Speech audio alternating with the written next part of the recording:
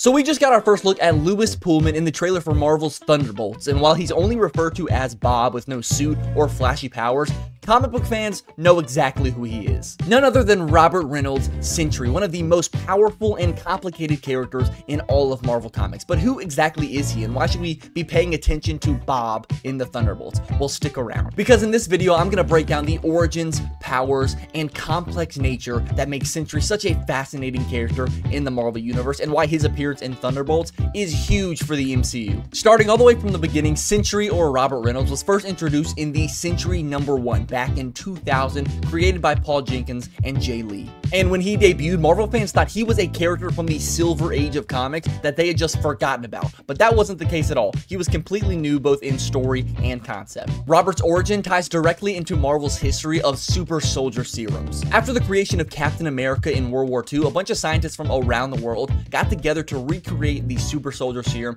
but make it way stronger. But they could never quite get it to work. And over the years, the project kind of just fizzled out and turned into a bunch of solo small projects to see which scientists could get it to work first. Now back to Robert. When he was just in high school struggling with severe anxiety and schizophrenia, he stumbled upon a serum in his science professor's classroom and decided to steal it in hopes to get a nice little high. And he drank it, not knowing that this was one of the experimental super soldier serums, and it was 100 times the strength of Captain America's. Upon ingesting it, Bob had transformed into Sentry, a hero with the power of 1,000 exploding suns. I can't even begin to describe how powerful he became. He was strong, fast, invulnerable like Captain America, but he also could manipulate energy, fly at hypersonic speeds, and even regenerate from seemingly impossible wounds. But there is one major catch that sets him apart from other Marvel characters, and why Bob is the way that he is in the Thunderbolts trailer. If you paid very close attention to the trailer, or are just a fan of hearing theories on the internet, you'll probably know that Sentry is kind of set up to be the villain of the Thunderbolts, and many people are saying that doesn't make any sense. He's a superhero in the comics.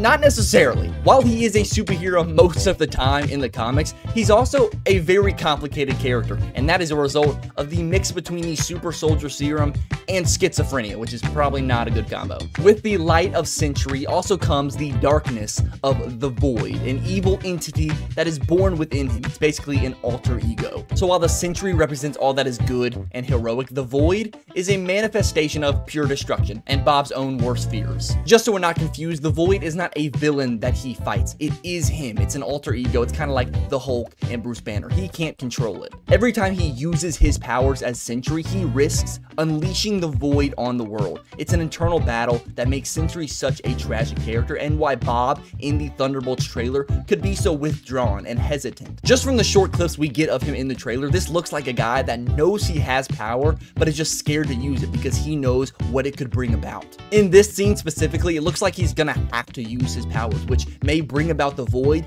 and is why the Thunderbolts are sent to take him out, making him the villain of the movie, I guess. In the comics, because of this complicated nature, Sentry doesn't really have a set role. He's been both hero and villain, a member of the Avengers, and a threat to the entire Marvel Universe. And it's this dynamic that makes Sentry, Robert Reynolds, such an interesting character. You just never know what you're gonna get. And this also was a really good opportunity for the MCU to address issues when it comes to mental health, because if there's ever a character to have it, it's Robert Reynolds. He suffers from severe psychological issues, from dissociative identity disorder, paranoia, depression, and most of his stories focus on whether or not he can trust himself to not lose control, a theme that we could definitely see in the Thunderbolts movie. If he has already had his powers and he knows about him, you may be asking, why have we not heard of him in the MCU yet? And there's probably a good explanation. Because in the comics, Bob often erases himself from the memories of other people to protect them from the Void. The inclusion of Sentry in this movie could mean several things. First, the Thunderbolts are a team of morally gray characters, and having a ticking time bomb like Robert Reynolds on this team just adds a layer of unpredictability that we wouldn't get otherwise. And if he does become the villain of the movie, they could also explore the theme of the characters getting very close to Bob Reynolds,